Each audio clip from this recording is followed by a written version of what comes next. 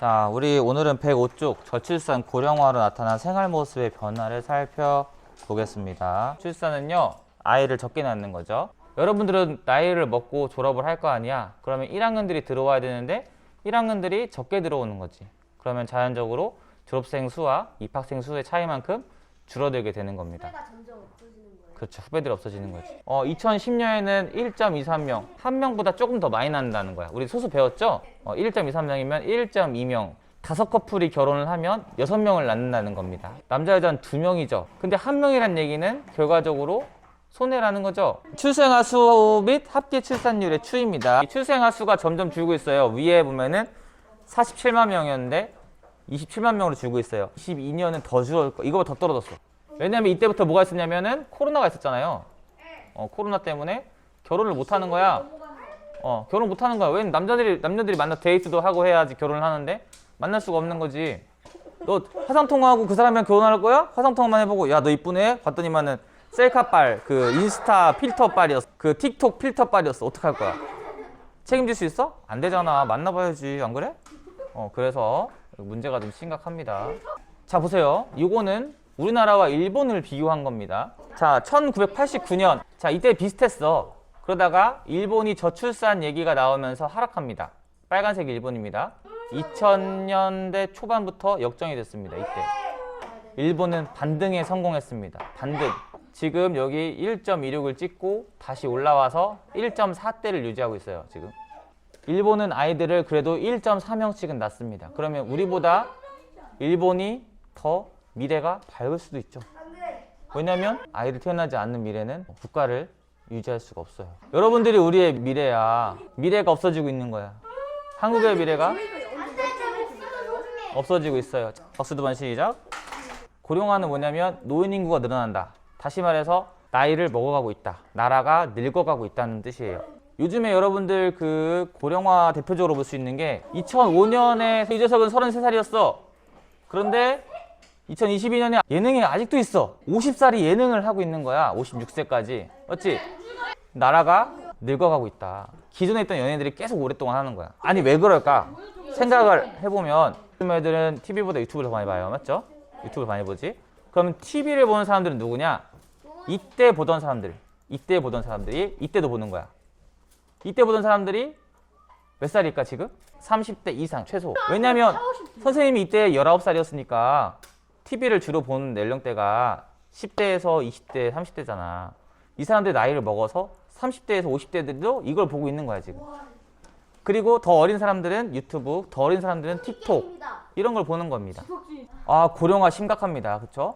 65세 인구가 7%가 넘으면 고령화 사회. 그러니까 65세가 넘어가시는 분들이 전체 인구의 7%가 넘어가면 고령화 사회고 14%가 넘으면 고령화가 아니고 고령사회, 7%가 넘어가면 고령화사회, 14%가 넘어가면 고령사회, 20%가 넘어가면 초고령사회. 자, 우리 인구가 약 5천만이라고 치면 자, 여러분들 350만이 되면은 고령화사회, 14%면 이거 2배죠? 700만이 되면 그리고 20% 넘어가면 21%라고 치고 1035만이라고 할게요. 1000만이 넘어간다 하면 초고령사회라고 할 수 있는 거야. 일본이랑 비교했을 때 어떨까? 아직은 다행히 우리가 이기지 못했어. 고령화. 최근의 그래프를 보면은 2050년이 되면 일본을 이길 거다. 2050년이 되면 한국이 일본보다 더 늙는 나라가 될 거다. 예상을 하고 있습니다. 자, 지금 우리나라 고령인구 비율을 보겠습니다. 21년 기준으로 16.5%예요. 맞지? 20%는 안 됐으니까 무슨 사회라고 볼 수 있나요? 우리 지금 고령사회야. 2030년이 되면은 20%가 넘어갈 것 같다. 그러면 약 이쯤 될 때 여러분들은 성인이 될 거고 대학교에 가고 취직을 하고 돈을 벌 거예요. 군대도 가야 되고.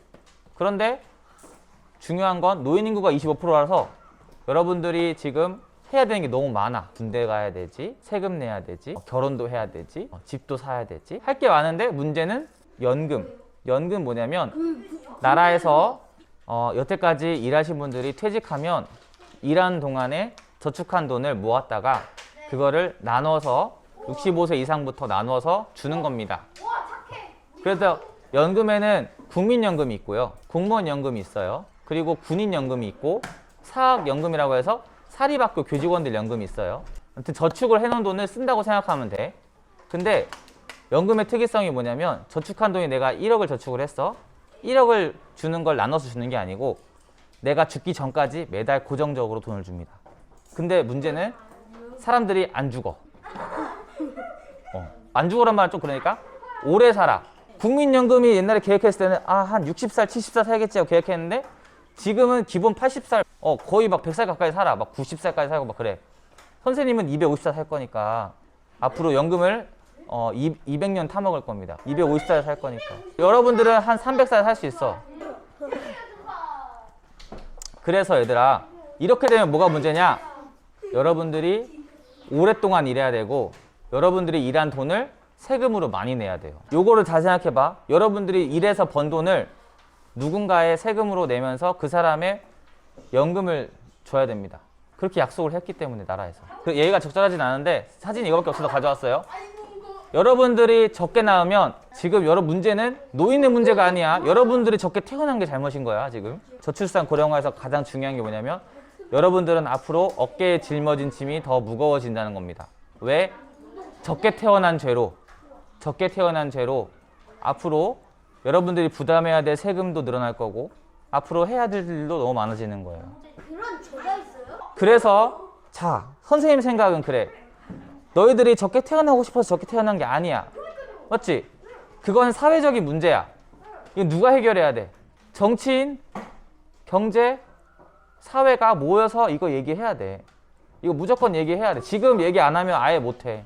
한국 자체를 유지하려면, 우리나라를 지키려면 제일 애국하는 게 뭐다?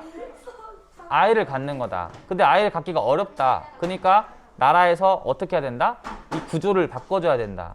자, 저출산과 고령화는 굉장히 심각한 문제다. 지금 여태까지 일어나지 못한 일들이 우리나라에서 벌어지고 있다. 이거 더 방치하면 절대 안 된다.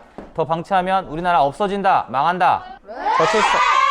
그러면 저출산 고령화 어떻게 막아야 될까? 아이를 많이 낳을 수 있는 정책을 지원을 많이 해줘야 됩니다. 지금 늙어가고 있는 노인들을 위한 정책도 마련해야 돼요. 왜냐면 노인 인구가 많아지면 많아질수록 뭔가 사회에 도움이 돼야지. 나이가 있으셔도 일할 수 있는 사람도 있어요. 나이가 있으셔도 할 수 있는 일들이 있어. 사회에 도움이 되는 일들을 찾아서 해줘야 돼. 그래서 뭐가 필요하냐? 노인들을 위한 교육기관이 필요합니다. 결론, 저출산 고령화를 바꾸려면 어떻게 된다? 사회 구조를 변화시켜야 된다. 자, 일단 여러분들 옥천에 학교가 없어진 학교들이 있어. 이거 좀 보여줄게. 자, 군동초등학교. 선생님도 몰랐다. 군동초등학교. 자, 그 다음에 군북초, 죽향초에 군북분교가 있었는데 없어졌어요. 우산초등학교, 청마분교, 사마초등학교도 있었네. 네. 야, 학교 진짜 많았다, 옥천에. 이렇게 많았는데 이게 없어졌다고 다? 장애초 없어졌으면 좋겠어? 안 되겠지. 학교들이 왜 다 없어졌을까? 너희들이 공부 안 해서 없어졌을까?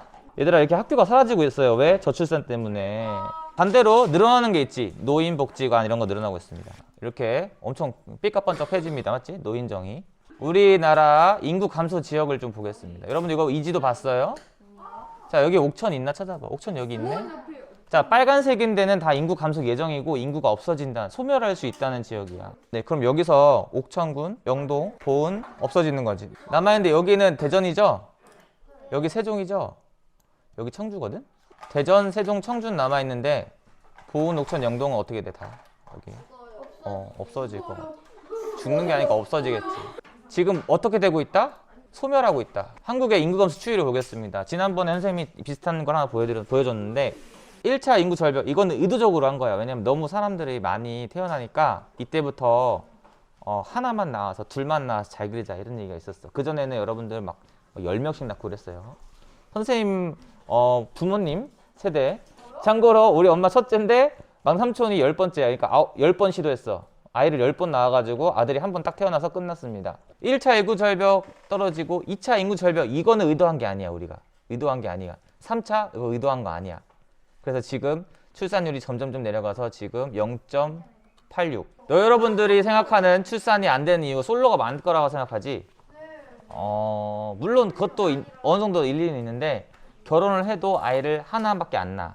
둘을 잘 안 낳아. 둘 낳으면 현상유지고 셋을 낳아야 플러스거든? 맞지? 2명이 결혼했어. 어쨌든 간에 2명이 결혼을 하든 아니면 결혼했다 이혼을 하든 2명은 낳아야 된단 말이야. 남자는 애를 못 낳으니까 이제 2명을 낳아야 돼. 그래야지 유지가 되는 거야. 자, 주요국의 출산율 추이. 옛날에 우리나라보다 출산율이 낮은 나라도 있었어. 지금 한국이 갈색인데 요 밑에 독일 보세요. 독일. 이 독일이거든. 독일이 한국은 요 위에 있는데 독일 밑에 있었어. 독일이 우리나라보다 아이를 더 적게 낳았습니다.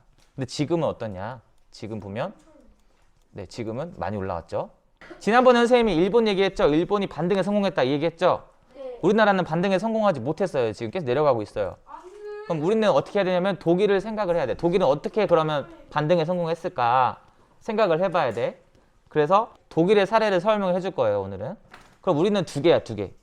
아이를 키우는데 비용을 주고 육아휴직 사용하게 하고 보육시설을 늘리고 있다. 해외의 출산 장려 사례. 프랑스는 경제사정과 관계없이 내가 잘 살든 못 살든 무조건 2명 낳으면 가족 수당을 줍니다. 네, 내가 뭐 1년에 뭐 몇 억을 벌어도 아이를 낳으면 돈을 줘요. 근데 이건 독일도 마찬가지야.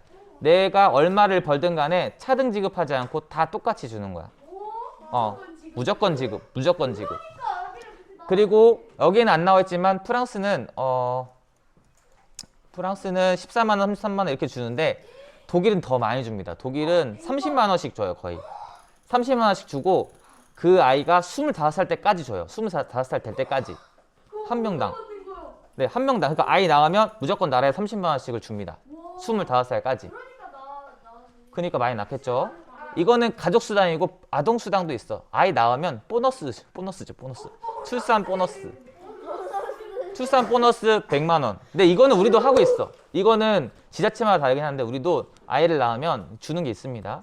요거는 좀 지역마다 좀 달라서 아이를 안 낳는 지역은 좀 많이 주고 아이를 좀 많이 낳는 지역은 좀 적게 주고 이렇게 합니다. 우리는 사실 이건 하고 있어요. 3세까지 지급 이런 건 하고 있어요. 영국도 세금을 줄여줘. 영국은 세금을 줄여주는 거야. 우리가 월급을 받으면 그러면 30% 이상의 세금을 나가는 거야. 근데 그거를 70% 환급을 해줘. 그러니까 세금이 100만 원 내는 게 아니고 세금을 30만 원만 내고 70만 원 돌려받는 거지. 아이를 낳으면. 이것도 좋은 정책이죠. 네. 자, 그리고 이제 스웨덴 같은 경우는 아빠도 출산 휴가를 주고 아빠도 육아 휴직을 할 수 있어요. 이거 지금 우리도 할 수 있어. 우리 학교도 선생님들은 육아휴직을 하죠. 선생님들 남자 선생님 육아휴직 합니다. 선생님 나중에 아이 낳으면 육아휴직 할 거예요. 자, 그리고 출산 보조금 이것도 비슷해요. 우리도 있어요. 자, 이거는 이제 그냥 기본인 거고. 자, 아까 얘기했던 게 이겁니다. 독일에서 아이 낳으면 여기 보세요. 만 25세 될 때까지 매달 30만 원씩. 둘째도 비슷해. 둘째도 30만 원. 셋째는 더 비싸. 셋째는 30한 2, 3만 원? 좀 더 줘. 35만 원 이렇게. 넷째는 250유로니까 한 40만 원 주겠다. 거의. 250유로니까. 네. 자, 그래서 아이가 3명인 가정은 한 달에 90만 원씩 받는 거야. 한 달에 90만 원씩 꼬박꼬박 나옵니다. 언제까지? 25살 될 때까지 나옵니다. 너무 좋죠? 네, 아이 낳을 수 있겠지? 그리고 또 중요한 게 뭐냐면 너희들 갓난 아이들은 항상 돌봄이 필요해. 맞지? 여러분들도 초등학교 저학년 때 집에 부모님이 바쁘시거나 하면은 돌봄 서비스를 이용했을 겁니다. 우리 학교에도 돌봄 교실이 있죠. 근데 2학년까지만 있잖아. 맞지? 그 3학년부터는 잘 사용하지 않아요. 근데 독일은 그런 개념으로 더 크게 학교가 아니고 타가소라고 해가지고 빵세 완전 갓난 애기들부터 3세 미만에 이렇게 어린 아이들을 거기서 돌봐주는 거야. 그러니까 내가 부모야. 나는 돈을 벌어야 돼. 내가 일을 안 할 수는 없어. 맞지? 그럼 우리는 어떻게 하냐면 우리는 육아휴직을 하고 월급이 줄어요. 부부가 있으면 한 명이 육아휴직을 해서 그 월급을 줄여요. 육아휴직하면 왜냐면 일 안 하는데 돈 다 받을 수 없잖아. 그러면 내가 월급이 300만 원이면 그거에 80% 60% 이렇게밖에 안 주는 거야. 근데 거기 세금 빼고 하면 실제로 받는 돈은 얼마 되지 않아요. 그치? 근데 그게 아니고 아이를 낳고 일을 나갈 수 있어요. 일을 나가고 그 아이를 돌볼 수 있는 타가소가 많이 있다는 거야. 그래서 타가소가 몇 개냐면 23만 2,333개래요. 네, 엄청 많은 거예요. 지금 우리나라 이렇게 많지 않아요. 그리고 예를 들어서 서울, 사람들이 많은 지역, 서울, 이런 경기도 이런 지역들은 더 많이 있어요. 그래서 타가소를 많이 만들어서 주고, 근데 또 타가소가 없는 데도 있잖아. 그러면 돈을 더 줍니다. 돈을 더 줘. 왜냐면 내가 아이를 보기 때문에 나라에서 너 아이 키우는 힘들고 아이 때문에 급여가 삭감이 됐을 거야. 그러니까 그 부족분을 채워줄게 하고 돈을 주는 거야. 우리랑 좀 비슷한, 좀 다릅니다. 우리나라는 돈을 주되 보육원을 늘리고 있죠. 근데 여기는 그게 아니고 보육원을 먼저 보낼 수가 있어. 보육원이라고 하지 말고 타가소로 할게. 타가소를 돌봄 서비스를 먼저 사용을 하고 사용하지 못하는 경우에는 돈으로 대신한다. 이런 개념으로 있어요.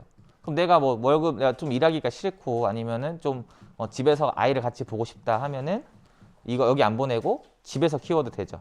맞지? 하지만 내가 갑자기 일을 하고 싶어. 일을 할 수 있는 상황이야. 그래도 문제가 없어. 왜? 타가소가 있으니까 타가소를 보내면 된단 말이야. 이게 좋은 거야. 그러니까 출산율이 올라가는 거죠. 맞지? 1.5 이상 올라가는 거지. 1.5는 돼야 돼. 그래야 유지가 된단 말이야. 자, 3세 이상 어린이들이 3분의 1이 돌봄받고, 자, 다른 지역, 그러니까 이런 이 시골이라고 생각하면 돼. 시골은 이게 없어. 타가소가. 그럼 어떻게 한다? 돈으로 대신 준다. 자, 그리고 주 보조금 있죠. 아까 얘기했던 거. 출산 휴가를 아빠는 두다 엄마 1년인데 육아 세금도 해주고 뭐도 해주고. 그리고 여러분들 좋아할 만한 게 있어. 독일은 학원이 별로 없습니다. 그래서 학원이 없고 대학교까지 전부 무상교육이에요. 너희들 등록금 뭐 몇백만 원씩 낼 필요가 없어. 대신에 학원도 없으니까 너희들 뭐 배우고 싶은 거를 배우려면 조금 힘들겠지. 그런 것들은. 우리나라는 높은 교육 비용 때문에 한 명을 키우는데 평균적으로 7억이 들어간다고 해요. 7억. 근데 그 중에 많은 부분이 학원비야. 학원비, 교재비 이런 게 많이 들어간단 말이야. 여러분 나중에 이제 중학교, 고등학교 올라가면 더 지금도 학원 다니는 사람 많죠? 학원 2개 이상 다니는 사람. 그래, 내려봐. 이렇게 많잖아. 그럼 학원비 하나당 얼마야? 못해도 10만 원 이상 할 거 아니야. 5만 원짜리 학원 있어, 요즘에? 거의 없을 거야. 10만 원 이상 할 거 아니야. 그래, 근데 그러면 5만 원, 10만 원씩 2개, 3개 다니면은 20만 원, 30만 원 그냥 나가요. 맞지? 여러분들 학원비로 많이 지출하는 데는 몇백만 원씩 지출한단 말이야. 좋은 학원은 더 비싸니까. 근데 이제 그게 없어. 근데 이거는 우리나라에서 좀 하기 힘들어. 왜냐하면 우리나라는 좀 공부를 열심히 하고 더 잘하고 싶은 사람들이 많으니까 학원이 없을 수는 없는데 대신에 학비가 독일은 없어요. 대학원, 박사까지 다 무료야. 자, 학원이나 과외가 없다. 독일이 1년에 쓴 예산이 이 출산 관련된 게 300조예요. 우리나라 예산이 600조거든? 전체 예산의 절반 정도를 독일은 저출산에 씁니다. 1년에요? 1년에. 물론 우리나라보다 독일이 더 덩치가 커. 경제 규모가 독일은 더 큽니다. 우리나라 예산은 어떻게 쓰는지 궁금해? 뭐 그래? 이 공무원 인건비 40조, 예비비 9조 7천억. 선생님 월급이 여기 포함되어 있겠죠? 40조 중에 아주 조금 있을 거야, 맞지? 사회복지 재정 규모 124조, 정부 재정 규모가 600조입니다, 지금 600조. 우리도 사회복지에 거의 20%를 쓰고 있어. 근데 독일은 300조를 쓰고 있다. 우리나라 전체 예산의 반 정도를 어디에 쓰고 있다? 저출산 대책에 쓰고 있다. 아이가 태어나야지 교육도 시킬 수가 있는 거고 군대도 보낼 수가 있는 거고 유지가 되는 거예요. 세금을 못 내. 여러분들 아이가 없으면 그러면 여러분들 사회복지가 진행이 될까요? 안 됩니다. 어느 순간 무너질 수밖에 없어요. 최고의 사회복지는 출산입니다. 그래서 아이를 낳을 수 있게 해야 된다. 다음 시간에 여러분들이 어떻게 하면 아이를 낳을 수 있을까? 우리나라에서 출산 한번 여러분들이 정치인이라고 생각하고 대통령이 됐어. 그러면 출산 정책을 어떻게 펴야 될까를 한번 생각을 해볼 거예요. 여기에 정리를 해볼 겁니다. 알겠죠? 네, 알겠죠? 네, 오늘 여기까지.